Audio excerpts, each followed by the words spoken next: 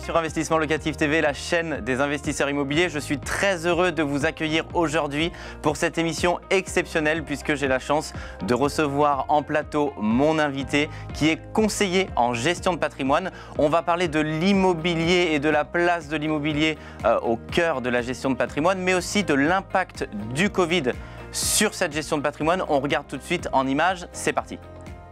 Épargne Covid, épargne forcée qui est devenue ensuite épargne de précaution, constituée bien évidemment à l'occasion de ces confinements, de cette activité réduite. Qu'est-ce qu'on peut en dire aujourd'hui de cette portion d'épargne ? Alors malheureusement, on peut dire qu'elle se porte très bien, cette épargne Covid. Selon la Banque de France, elle est d'un montant de 130 milliards d'euros sur l'année 2020, encore 70 milliards escomptés sur l'année 2021. Donc on parle quand même d'une épargne Covid de 200 milliards d'euros. Alors, il s'agit quand même essentiellement d'une épargne forcée, c'est-à-dire que finalement, on se rend compte que c'est une épargne qui n'a pas pu être dépensée. On va tout de suite accueillir mon invité. Bonjour, Jules Rousselet, vous êtes conseiller en gestion de patrimoine. Merci d'avoir accepté mon invitation. Est-ce que vous pouvez vous présenter et présenter votre activité ? Bonjour Mickaël, merci de m'avoir invité. Écoutez, moi je m'appelle Jules Rousselet, j'ai 30 ans et je suis conseiller en gestion de patrimoine indépendant. J'accompagne mes clients sur toutes les étapes de leur vie.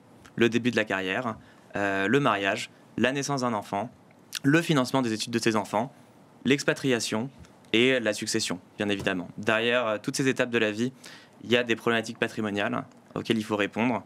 Et mon métier, c'est de répondre à ces problématiques de vie par des investissements, que ce soit des investissements financiers, des investissements immobiliers ou des investissements qui nécessitent une ingénierie patrimoniale plus ou moins complexe. Alors justement, on va en parler, on va rebondir sur le reportage qu'on vient de regarder. On parle de plus en plus de l'épargne Covid.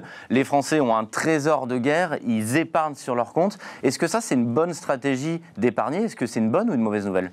Vous l'avez bien dit, ils ont un trésor de guerre sous leur lit, bien évidemment. C'est de l'épargne forcée, donc c'est de l'épargne qui n'a pas été affectée aux vacances ou aux activités qu'ils ne peuvent plus faire aujourd'hui. Donc bien sûr, il ne faut pas les blâmer, il faut plutôt blâmer la conjoncture. Bien évidemment que non, ce n'est pas une bonne stratégie. Une bonne stratégie serait de garder un coussin, un matelas de sécurité pour payer les impôts, pour payer les futures vacances. Mais le reste, bien évidemment, il faut l'investir. Quand vous voyez la rentabilité des livrets d'épargne aujourd'hui, qui est de 0,5%, et que le taux d'inflation, la BCE essaie de le maintenir entre 1 et 2%, forcément, ça fait une épargne au fil du temps, au fil des années, qui se déprécie chaque année. Donc l'objectif, c'est de faire travailler cet argent pour qu'il ne se déprécie pas d'un côté et surtout pour qu'il génère de la performance. Mais justement, moi, sur cette chaîne, je veux vraiment qu'on parle d'argent sans tabou et c'est vraiment le but. Oui. Alors, qu'est-ce qu'on appelle un coussin de sécurité ? C'est combien en pourcentage de son patrimoine ou de ses liquidités pour vraiment être très précis pour ceux qui nous regardent et arriver à les conseiller au mieux ? C'est très variable et voilà, ça dépend du niveau de moyens et du niveau de revenu, du niveau de patrimoine de chacun. Mais il faut considérer que 15% à peu près de son patrimoine serait un bon coussin de sécurité. En liquidité ? En liquidité immédiate, en un clic que je peux récupérer. Alors, est-ce que vous pouvez nous dire, alors brièvement, je sais que c'est un métier, mais pour vraiment que ceux qui nous regardent puissent comprendre, quelles sont les grandes stratégies patrimoniales et quelle est la place de l'immobilier à l'intérieur de ces stratégies ?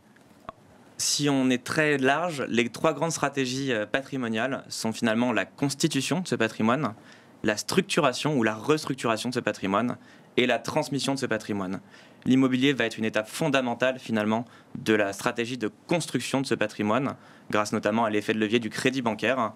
Et donc il y a énormément de demandes sur cette première étape de la vie, voire de la continuité de la vie, voire de la fin de vie dans certains cas. Donc l'immobilier a une place fondamentale en effet dans la gestion du patrimoine. Et on parle, en tant que CGP, souvent, vous parlez d'immobilier neuf, un petit peu moins d'ancien. L'immobilier a beaucoup de place. Quelle est la place de l'immobilier ancien dans une stratégie patrimoniale ? Et pourquoi, en tant que conseiller de gestion de patrimoine, on parle souvent beaucoup d'immobilier neuf et un petit peu moins d'ancien ? Alors c'est aussi une idée reçue parce qu'en gestion de patrimoine, on fait beaucoup d'immobilier dans l'ancien aussi. D'accord. Mais en effet, c'est vrai qu'on parle aussi beaucoup d'immobilier dans le neuf. Ça répond à des problématiques gouvernementales. Souvent, quand vous parlez de l'immobilier neuf, vous achetez en ce qu'on appelle en VFA, en vente en état futur d'achèvement, vous achetez sur plan un bien qui va être livré dans 12 mois, 18 mois, 24 mois. Souvent, l'État met en place justement une initiative fiscale. Aujourd'hui, on parle de la loi Pinel qui a été reconduite jusqu'à fin 2022, ce qui vous permet justement d'alléger votre fiscalité tout en investissant dans l'immobilier. Vous avez aussi tout ce qui va être l'investissement en loueur meublé non professionnel en résidence gérée, en EHPAD, en résidence d'affaires, en résidence étudiante. Donc oui, l'immobilier neuf occupe une place importante dans la gestion de patrimoine au sens large, mais l'immobilier ancien aussi occupe une place très importante, car le statut LMNP, vous pouvez très bien le faire via de l'immobilier ancien. Et encore une fois, c'est un très beau vecteur de génération de performance, de rentabilité, de valeur sur le long terme. Peut-être, vous le savez, le conseiller en gestion de patrimoine, pour tous ceux qui nous suivent, ça a l'image d'être fait que pour les riches. Est-ce que c'est vrai? Et on l'assume, mais on dit qu'il faut avoir un certain nombre de revenus, un certain volume de patrimoine pour pouvoir prétendre à un CGP? Ou est-ce que c'est faux et on peut accompagner tout le monde? Alors ça aussi, c'est une idée reçue. En fait, aujourd'hui, vous êtes dans une situation française où vous avez d'un côté la banque de détail, qui est quasiment considérée comme un service public, et le family office, la gestion de fortune, qui est considérée comme complètement inaccessible à la majeure partie de la population.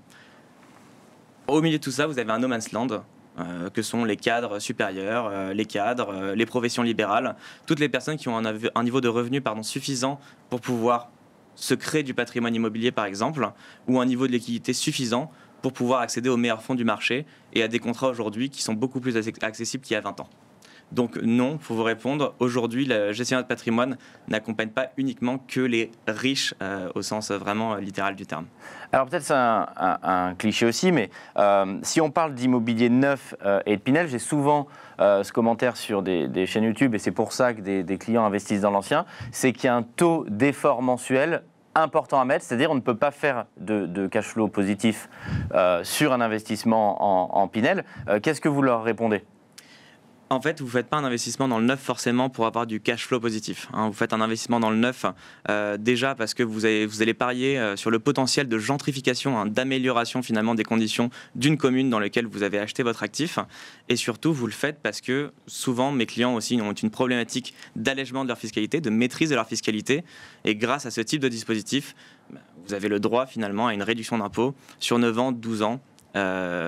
Sur 6 ans, 9 ans ou 12 ans, ce qui peut être parfois intéressant pour eux et ça leur permet de faire d'une pierre deux coups, se créer du patrimoine, se créer un complément de revenu à terme et alléger leur fiscalité pendant une décennie.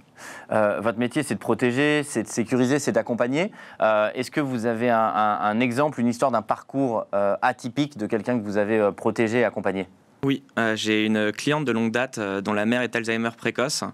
Donc elle est sous tutelle justement de sa fille et on s'est rendu compte qu'il y avait plein de comptes qui avaient été ouverts au cours de la vie de sa mère, un petit peu disséminés chez plusieurs assureurs dans plusieurs banques, et l'objectif aujourd'hui c'est que sa chambre en EHPAD, vu qu'elle est Alzheimer précoce, en établissement spécialisé, finalement creusait un déficit de 1 500 € par mois pour sa mère. Donc l'objectif ça a été de réorganiser toutes les liquidités pour pouvoir générer un revenu complémentaire et que sa mère puisse finir ses jours paisiblement sans contrainte financière.